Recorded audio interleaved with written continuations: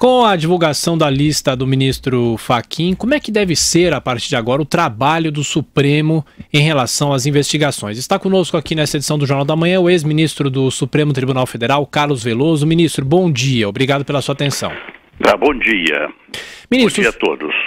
Uma corrente que vem surgindo, aliás, desde ontem, é de que existiria a possibilidade do Supremo se dedicar exclusivamente à Lava Jato. O senhor acha que isso pode acontecer? E de que maneira o senhor acredita que deva ser a celeridade nesses processos? Olha, se dedicasse o Supremo Tribunal Federal apenas a essa matéria criminal, eu acho que não seria adequado, seria até impossível de socorrer, porque o Supremo Tribunal Federal não é uma corte criminal, é uma corte constitucional.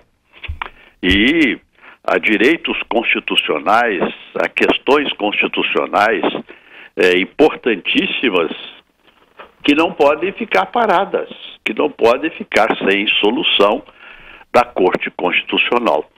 Então, eu acredito que isso não vai ocorrer, não pode ocorrer. Agora, é que nós estamos realmente diante de uma situação insustentável, que é esse foro privilegiado. Realmente o Supremo não tem condições de, num prazo razoável, nem a longo prazo, dar conta dessa matéria criminal tão volumosa. Então a solução deve ser encontrada, deve ser outra solução, e deve ser encontrada pelo próprio Supremo Tribunal Federal. Ministro. O Supremo Tribunal Federal, então, está diante de circunstâncias que podem levá-lo ao caos.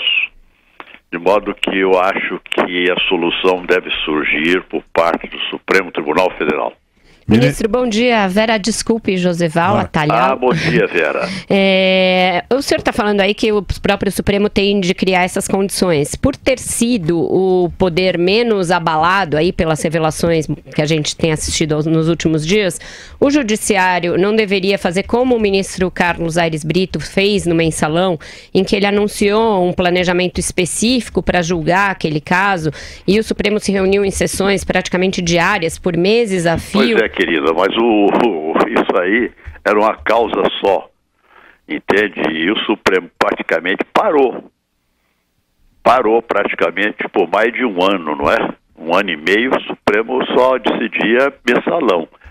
E isso não foi bom para o Supremo, claro. Mas, ministro não Carlos, foi bom. Desculpa. Então a solução deve ser mais abrangente.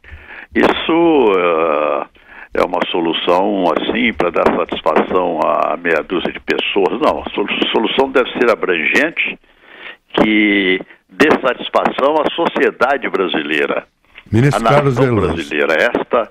É isso que eu quero dizer. E esta solução deve vir do Supremo. Eu tenho uma ideia. Gostaria de ouvi-lo.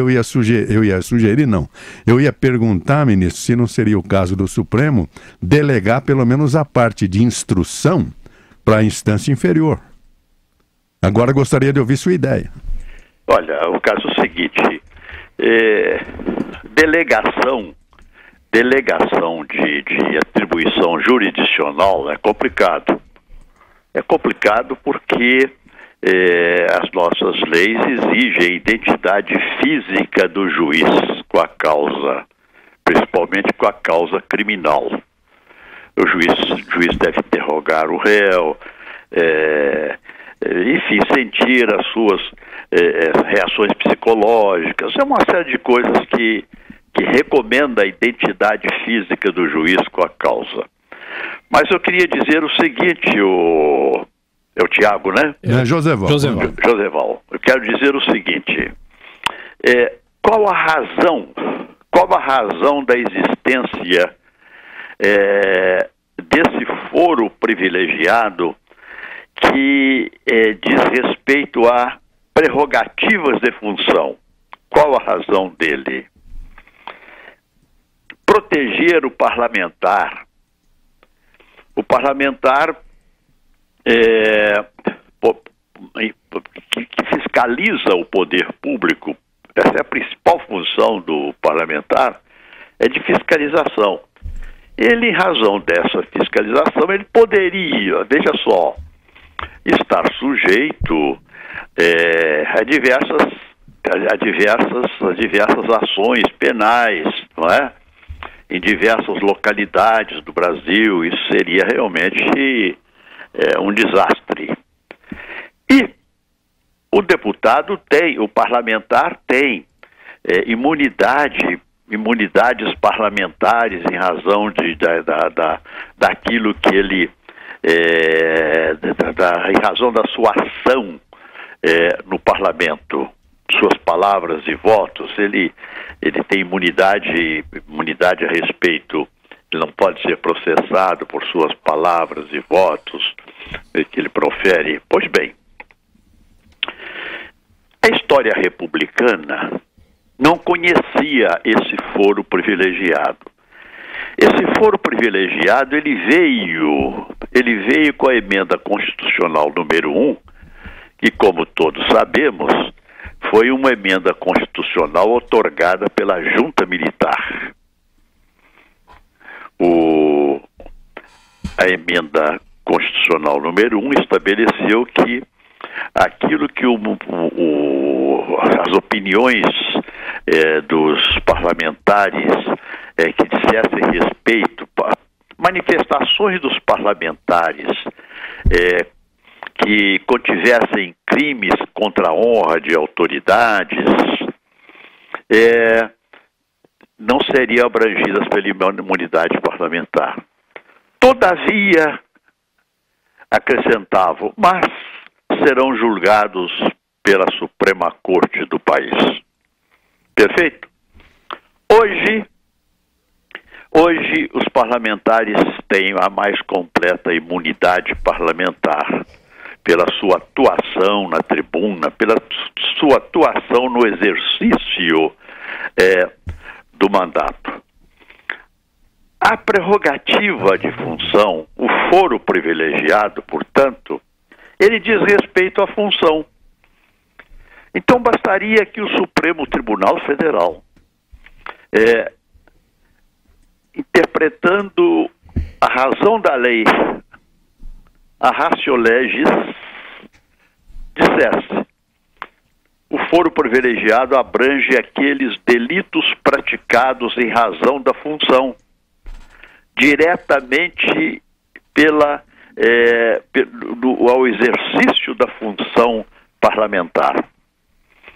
Ora, nada tem que ver com a função se o deputado, se o parlamentar pratica crime de peculato, pratica crime de estupro, pratica crime de sonegação fiscal, pratica crime de caixa 2, pratica crime de lavagem de dinheiro, não é verdade?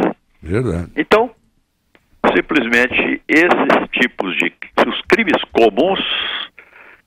comuns, o Supremo mandaria para a primeira instância para serem julgadas pelo juiz natural. O juiz natural é o juiz de primeiro grau. É assim, deve ser assim numa república. É assim nos Estados Unidos, porque sempre foi uma república.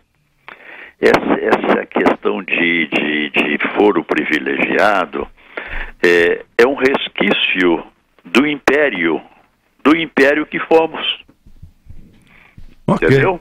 Ok, então, ministro. eu penso que esta seria uma solução abrangente. E esta solução está sendo preconizada já. Eu sei por um ministro do Supremo Tribunal Federal, dos mais atuantes, dos mais brilhantes, que é o ministro Roberto Barroso. Ele já pôs essa questão para discussão no Supremo Tribunal Federal. Ok, o senhor nos dá... Eu penso que esta decisão do Supremo salvará o Supremo Tribunal Federal. E o senhor nos dá a perspectiva... Salvará o Supremo Tribunal Federal. de colocar nas manchetes de todos os jornais amanhã essa abertura que o senhor coloca aqui para a Jovem Pan. Ó, ministro Carlos Vilela, muito obrigado pela sua entrevista. Um abraço e um bom dia para o senhor. Ok. Um grande abraço. Aí está uma saída, né, para o Supremo Tribunal Federal. É uma das discussões, né, sobre o foro, transformar os crimes de comuns. Todas as ações, manda para a segunda instância e vai cuidar da Constituição do Brasil e não vira delegacia de polícia. O Supremo está virando delegacia de polícia e um antigo TACRIM, Tribunal de Alçada Criminal.